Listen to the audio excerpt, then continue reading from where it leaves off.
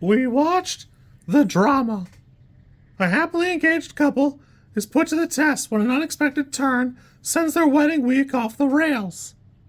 Doesn't really cover it, but it's about 105 minutes, and by now, you'll know that at some point, like, I don't know, 20-30% of the way into the film, they play, not really a game so much as they're talking about the worst thing they ever did as a couple between another couple.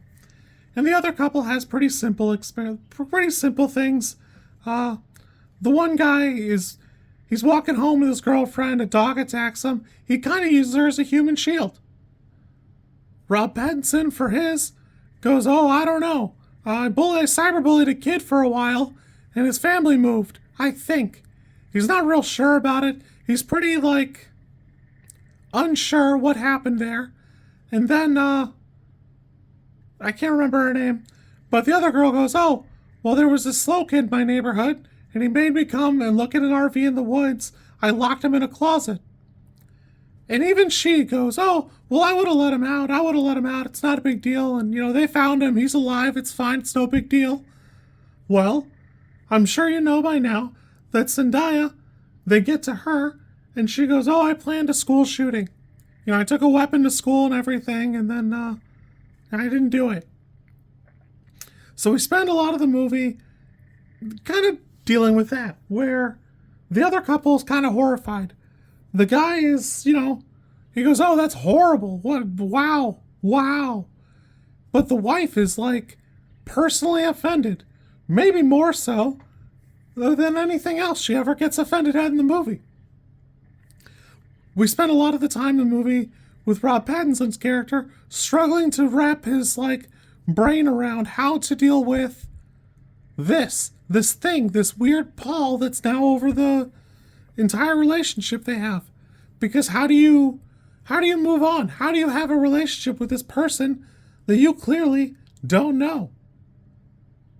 And what really works here is the tone is such that there are a couple of times where you see the dreams or maybe the uncertain fantasies of the other characters, and then it cuts back to what is reality. It snaps right back, whether it be a good thought or a bad fantasy, snaps it right back into reality, and then goes on. And you see kind of the ramifications. The uncertainty, it feels like the chemistry went out. It feels like everything they're doing doesn't quite work. For everything, Zendaya seems very lighthearted and fun. She's very happy. It's like a character. She's excited. She's very whimsical. Where Rob Pattinson's character is very, not rigid, but he's a little awkward guy. He's a little awkward creep. It is what it is. And it's clear that this is the love of his life. He's going over his wedding speech to get started, and man, it sounds like a banger. Honestly, I think it's a 10 out of 10 wedding speech. And throughout the movie, it gets cut, it gets chopped because he's having a hard time getting to know who is his wife, who she is, how we got here. And there's really just a lot of great bits here that, on the surface, sometimes are kind of hit or miss. Sometimes they work, sometimes not so much, but at the end of the day, this movie works because it's a movie about society, and it holds up a mirror to give you the chance to look back and reflect and decide, what would you do if this were your situation? More importantly, what's the worst thing you ever did? And if everybody knew what that was, how would they treat you? How long would it take for them to give you a little bit of grace, to move past it, to give you a chance to move on with your life and be the person you were a few hours ago before they knew that? And for a lot of people, the answer is they'll never forgive you. They'll never move on. You'll always be what for a man is reality. You'll always be the worst thing you ever did. And that's true of a lot of things, where people who love you should be able to give you some grace. It's not until way later in the movie Rob Pattinson kind of discovers that on an accident. Coming off of the worst thing he had ever done, and it blowing up in his face, it's only then that he realizes he does truly love Grace, or I'm sorry, he does truly love Emma, and he's able to give her the grace that she deserved or that she should have been given. Through Zendaya's character, we see shades of what their past really was like. It's not that she's not doing a good job of conveying what happened, it's that she's not a storyteller. Her character is not a character that tells stories, because it's not just, I decided not to do it. It's some things got in the way and things changed. And then, while I was being bullied, that went to the wayside, and people showed more humility to one another, and people reached out to me, and I formed bonds, and I grew as a person. Because that's what happened, is she grew as a person, and she became important to other people, and other people became important to her, because community matters. Nothing happens in a vacuum. I don't know. I was walking out of the theater thinking this was like a 6. This for me is probably an 8. There are some people that this movie will fail to reach, and that's a real shame. But there are a bunch of people, I think, will watch this movie and really get something out of it. And I think it's important. I think it's important that we have movies like this, where this came out the same weekend Mario did. And we've talked about how Illumination makes what's effectively the Jangling Keys movie, which is fine. It's good. They've got a great business plan. It obviously works for them. I know people would like to see maybe a different Mario movie, but as far as this goes, this is basically the opposite. There are very few jangling keys. There's a lot of funny bits. There are some hilarious shots where it's teenage Zendaya and Rob Pattinson doing wedding photos, and it's great. It honestly works so good. But more importantly, it's here to make you feel some kind of way. It's here to give you a chance to reflect and think and take a look at society and think about what's going on. You could argue that the school shooting subplot doesn't have to be that.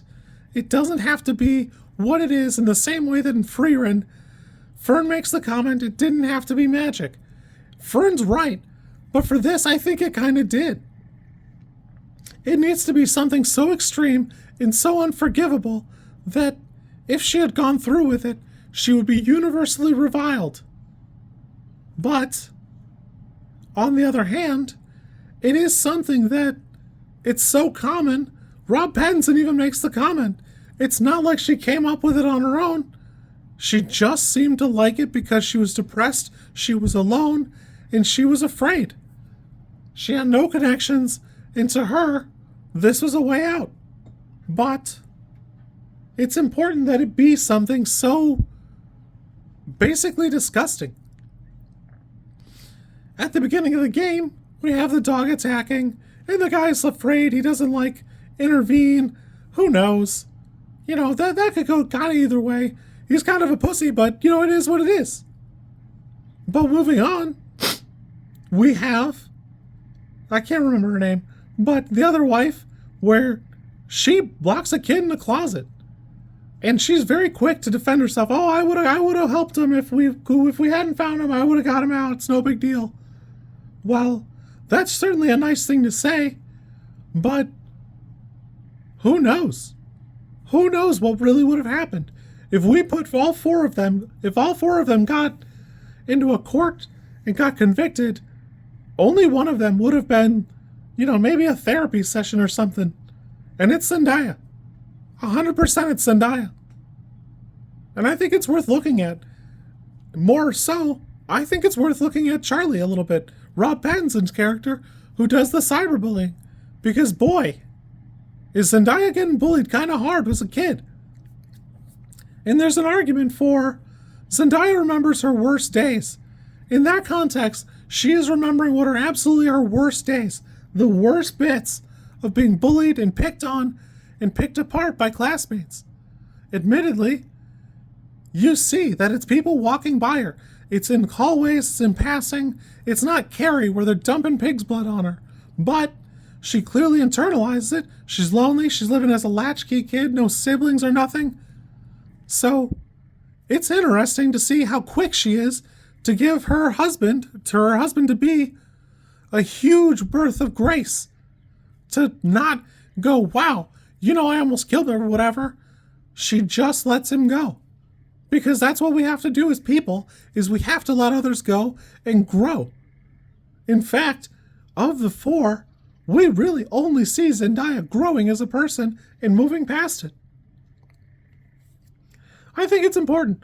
I don't know, you know what? I walked out of this theater thinking this is a 6. For me, this is probably an 8. I had a great time with this. Honestly, I've spent a ton of time thinking about it, talking to other people about it. This is awesome. It probably, I don't know that I'll ever watch it a second time.